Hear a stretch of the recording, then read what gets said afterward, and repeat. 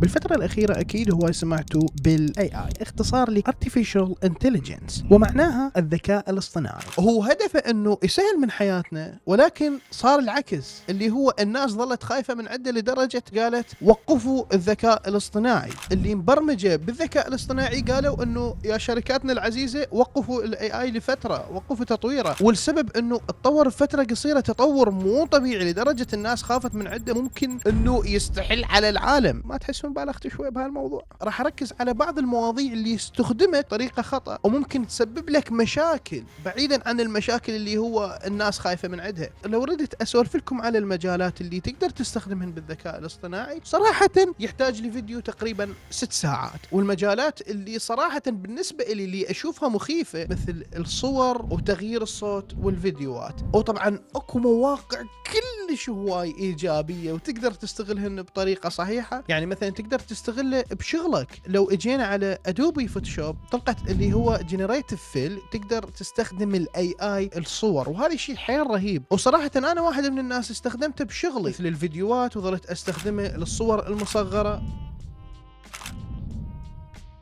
مثلا مثل هسه هذا الفيديو، يعني اذا ما تعرفون انه هنا شوفوا هاي اضاءه، ولكن انا شايلها بالذكاء الاصطناعي. الناس للاسف استخدمتها بطريقه خطا. اكيد سمعتوا عن البوت اللي طلع بالتليجرام، اللي هو دز له صورتك يطلعك مصلخ حرفيا مصلخ. دام هذا شوف. لا شباب لا شغل. طبعا من قالوا لي قلت مستحيل يوصل مثلا حيل واقعي، ولكن دزوا لي صور تفاجئت. وات ذا فاك يا ولد لا تنزعوني يا ولد. يا ولد يمكن منها هيك راح البس كمامه حتى لا تنزل.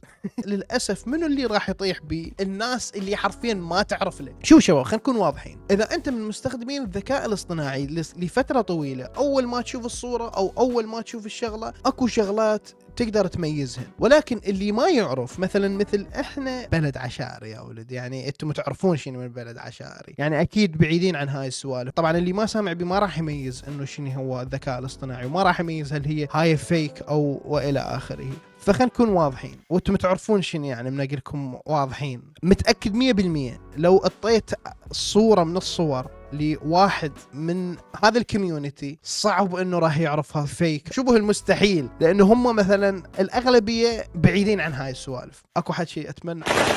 تحياتنا طبعا للعشائر.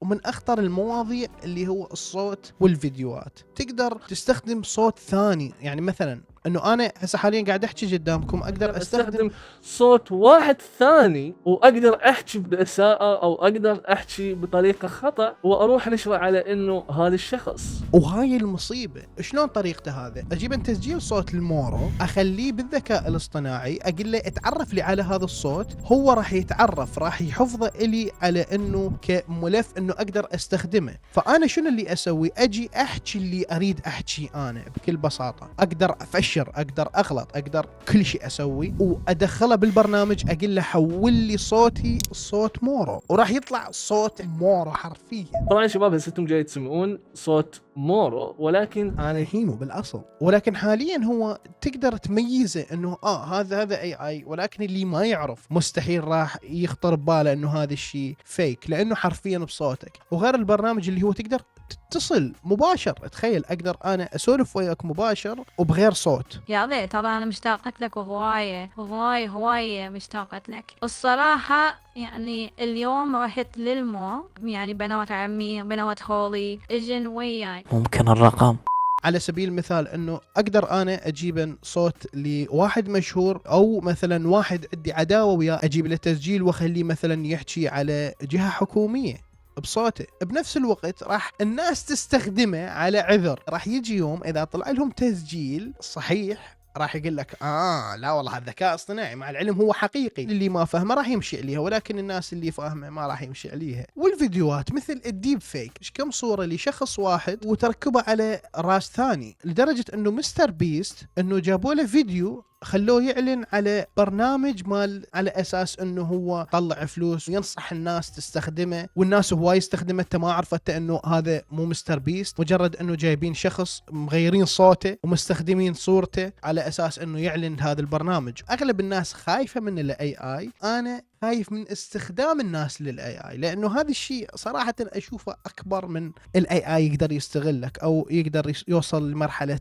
الاحتلال. ما اعرف يعني، ممكن انت اذا تبحث عنه راح تحس انه يقدرون انه يطورونه لمرحله يقدر يسيطر على العالم، ولكن يعني حاليا انا بالنسبه لي ارجع واقول لكم اشوفه انه تقدر تستخدمه لتسهيل حياتك، تقدر تستخدمه لبعض الحلول، تقدر تستخدمه لهواي شغلات. صح هو مثلا ممكن اكو اعمال هواي تقدر تخسرها بسبب الاي اي، هوايات طاحت بسبب الاي اي، يعني مثلا مثل الرسم صارت ما إلى لذة انه ترسم، لانه تخيل انه انت تظل 3 ساعات او 6 ساعات او اكثر على رسمة واحدة، بكل بساطة الاي اي يجي لك بثواني قليلة يقدر يطلع لك احسن من رسمتك انت، خاصة اذا انت توك بادي. نفس الشيء المصمم، يعني مثلا انا بالفترة الاخيرة قل اهتمامي بتركيب الصور بتركيب الاضاءات، بسبب انه اقول ليش انا اتعب على الصورة 6 ساعات ممكن اكثر، وبالاخير الذكاء الاصطناعي يقدر يطلعها لي بثواني. اعطونا رايكم بالاي اي، هل انت من الناس اللي خايف من الاي اي انه يستحوذ على العالم، لو انت بالعكس تحسه يسهل حياتك؟ وديروا بالكم انه تستخدموا